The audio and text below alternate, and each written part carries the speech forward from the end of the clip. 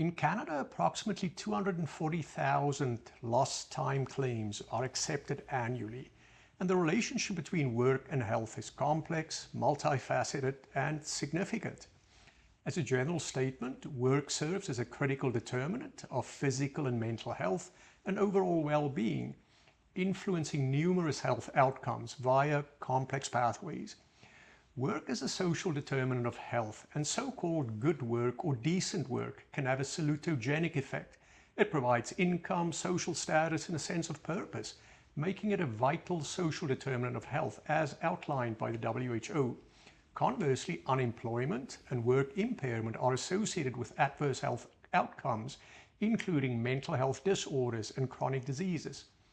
Fitness for work involves evaluating whether a person can effectively and safely perform their job duties without risk to themselves or others, and recognizing impairment in the workplace is essential not only for individual health but also to maintain workplace safety and productivity. This is particularly important in safety-sensitive and decision-critical roles where impairment can lead to significant harm or even catastrophic outcomes. So despite the importance, the assessment of fitness to work often lacks a holistic approach integrating biomedical, functional, and environmental factors.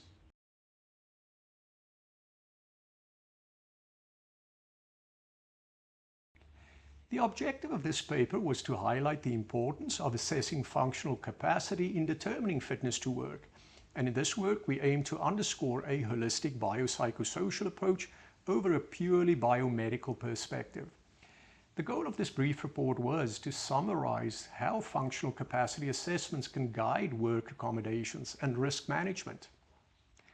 The paper represents a brief review and conceptual discussion, and it synthesizes foundational concepts from occupational health literature, as well as those from work ability and fitness to work assessment literature. We describe key constructs of work disability, work ability, namely risk, capacity, tolerance, and the basis for limitations and restrictions, which in turn, of course, inform accommodations to the point of undue hardship. We included elements of functional assessment methods in this review, and the approach emphasizes evaluating occupational demands, worker health, and the work environment as a whole. It also briefly incorporates select perspectives on accommodations to sustain employment and to promote health.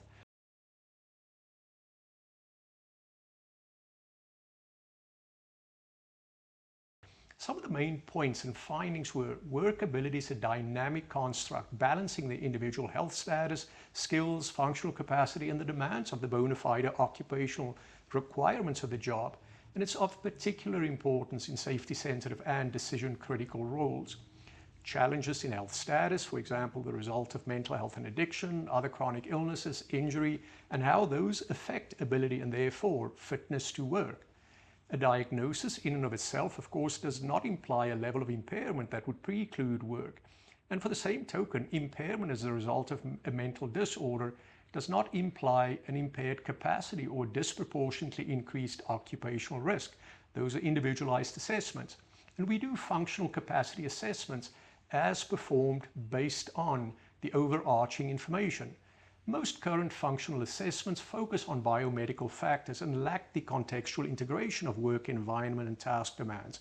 This is an area of attention when assessing mental and substance-related conditions, and fitness to work assessments, they require an understanding of this very interplay between the risk, capacity, and tolerance. What is deemed acceptable in one level of risk may not be in one organization, may not be in another organization. Work accommodations, for example, modified tasks, flexible work hours, environmental adaptations, and several others, play a crucial role in sustaining workability and preventing lost time. Safety-sensitive and decision-critical roles require stringent assessments, as impairment can result, as said, in severe outcomes. We recommend that occupational health practitioners should identify and interpret available data sources. Following a fitness work assessment, they should offer detailed objective evidence and a functional capacity and job demands analysis rather than general fitness statements, facilitating tailored interventions and accommodations.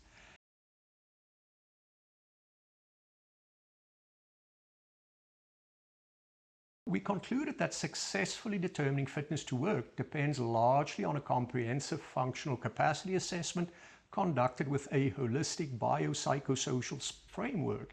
We must consider individual health and functional status alongside job requirements and the environment.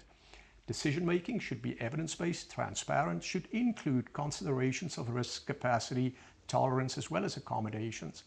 And this study highlights the need for improved clarity in defining fitness to work and to avoid vague or overly broad judgments.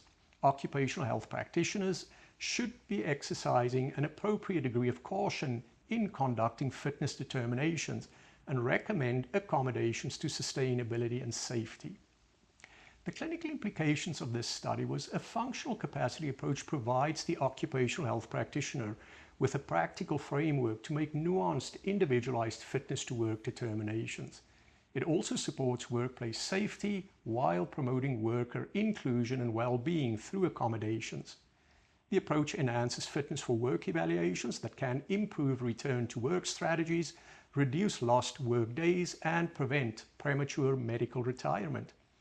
It is essential for employers and practitioners to collaborate on work accommodations to optimize functional abilities and to reduce the risk.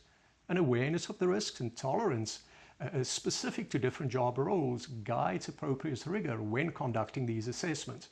And the outlined framework is expected to drive policy and practice improvements following these assessments, again, specifically in safety-sensitive settings.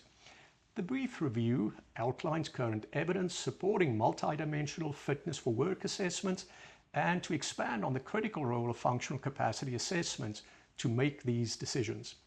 Some of the key takeaways include fitness for work should be determined with, as said, the holistic functional assessment approach incorporating physical, mental, and environmental factors. And these evaluations must balance worker abilities with specific demands associated with risks in the workplace.